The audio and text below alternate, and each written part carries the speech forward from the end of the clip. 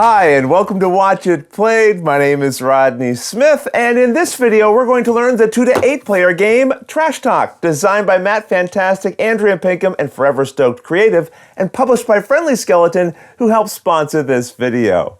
Raccoons and possums might not speak the same language, but they both adore trash, and when they use it cleverly, they can get into the most delightful conversations, which you're going to help them have.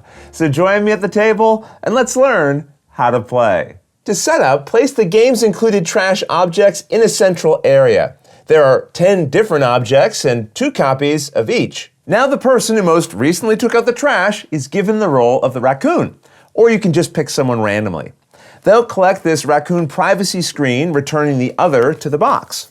All the remaining players will be playing the roles of the possums. Now I should mention, the rules for 2-player games are a little different, but I'll cover those in full at the end of the video. The raccoon player now picks any 3 different objects to place behind their screen, and then gives the matching objects to the possum players. Now find and shuffle the double-sided word cards into a deck. Which side is face up doesn't matter, but deal 3 into the center of the table where everyone can see them. And that's the setup. In Trash Talk, one of the players takes on the role of the raccoon, while the rest are the possums. But everyone will be working together to match the objects they have to the words that were dealt onto the table, in hopes that everyone matches the same objects to the same words. The game is played over a series of rounds, and during a round, the raccoon first privately assigns each of their objects to each of the words face up on the table. But they do this in secret behind their screen, arranging the objects in the same order as the words they think the objects best relate to. For example, the word on the far right is nest, and perhaps the raccoon player thinks that could relate to this slinky, which looks like a nest when it's upright. If so, they'd place that object on the far right behind their screen. With these 2 objects, they might think this monster is waving. So they'd place that on this far side just as the word is. That leaves just 1 object and the word in the middle. So they set the remaining object here, even if they're not sure it makes perfect sense. I suppose this could be your dream car? Sometimes you just have to work with what you've been given. But remember, the raccoon player makes all of their choices in secret behind their screen. The possum should not be able to tell what choices were made. Once the raccoon's finished, they tell the possums they're done. And then the raccoon player can't make any adjustments to their pairings for the rest of the round. But now the possums get to discuss how they believe the raccoon would have matched the objects to the words by moving their copies of the pieces to those related cards. All the possums should feel free to share their opinions and persuade one another with their ideas, changing their minds about where objects should go as they like. But during this time, the raccoon player cannot give any reaction to the ideas being shared or any hints about their own personal selections. When the possums have made their final decisions, a single object should be on each card, and then they announce they're done making changes. The raccoon player now reveals their selections by removing their screen, and the players will hope to see that the raccoon and possums made the same selections. And sure enough, they did. After the reveal, players should feel free to discuss the reasoning behind their choices and congratulate each other on their shared brilliance. When you have a perfect match like this, the players get to proceed directly to the next round. But what happens when there isn't a perfect match? That's a good question, and I'll show you that later, but for now, let's learn how a new round is started after a perfect match. First, the raccoon and possum players each take back the objects they used in the previous round.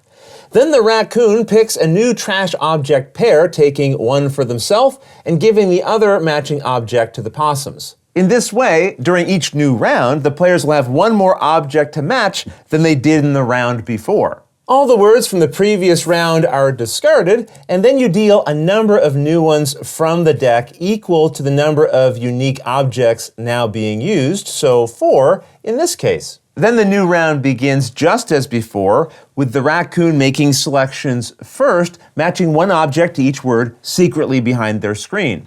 When they're done, the possums decide how they want to match their objects to each card, and then the screen is lifted. Here we see the raccoon and possums didn't perfectly match each other. Again, the players can share why they made the choices they did, as this can help them understand each other's decisions. Either way, when players discover they didn't perfectly match each other, the round is resolved differently. First, move any correctly matched trash objects and their cards off to the side. The players then take back their objects that didn't match each other, and the remaining words are discarded. You now deal a number of new word cards equal to the number of objects the raccoon now has, so 2 in this case. A new round is started, but just using these words and objects. If the players reveal a perfect match after this, all the cards from the first and second attempt are now discarded, and all the objects they've been using during the game so far are taken back and divided between the raccoon and possum players as before.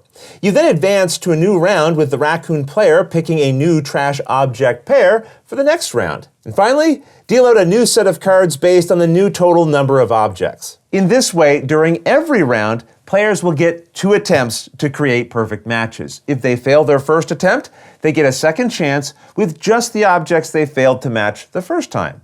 However, if they ever fail during a second attempt, they lose the game and you start over again with a new player taking on the role of the raccoon. All the previous objects and cards are discarded, and then the new raccoon player picks any 3 trash objects to start a new game with and deals 3 new cards. To win, you need to get all the way to the 10th round and match all 10 pairs of objects in the game. Get a perfect match by the end of your second attempt during that final round, and you all win. It won't be easy, but again, remember, you get a second attempt during every round you first fail. As long as you complete the second attempt successfully, you always go on to the next round. All right, now let's discuss the 2-player rules. If you have 2 players, the game works the same, except each person takes a screen and makes their selections in private at the same time.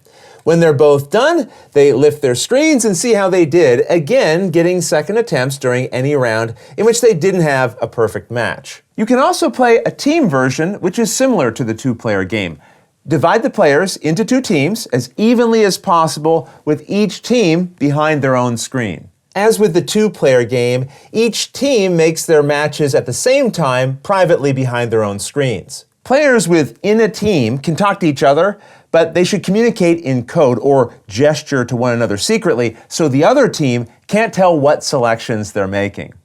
When both teams are ready, they reveal their picks, and again, the round is resolved as previously explained. The game also comes with a no discussion variant described here, which gives players the option to avoid discussing why they made their choices after revealing their selections. This can increase the difficulty because you're not learning how the other players are interpreting information. But that's not all. There's another optional way you can play. Bring your own trash. Find pairs of other objects you have around the house to play with instead, or add even more objects in with the originals for even bigger, more absurd challenges. Otherwise, that's everything you need to know to play Trash Talk. If you have any questions about anything you saw here, feel free to put them in the comments below, and I'll gladly answer them as soon as I get a chance. You'll also find forums for discussion, pictures, other videos, and lots more over on the games page at Board Game Geek, and I'll put a link to that in the description below. And if you found this video helpful, please consider giving it a like, subscribing, and clicking that little bell icon so you get notification anytime we post a new video. And if you'd like to support us directly, you can join our Patreon team, which I'll have linked below. But until next time, thanks for watching.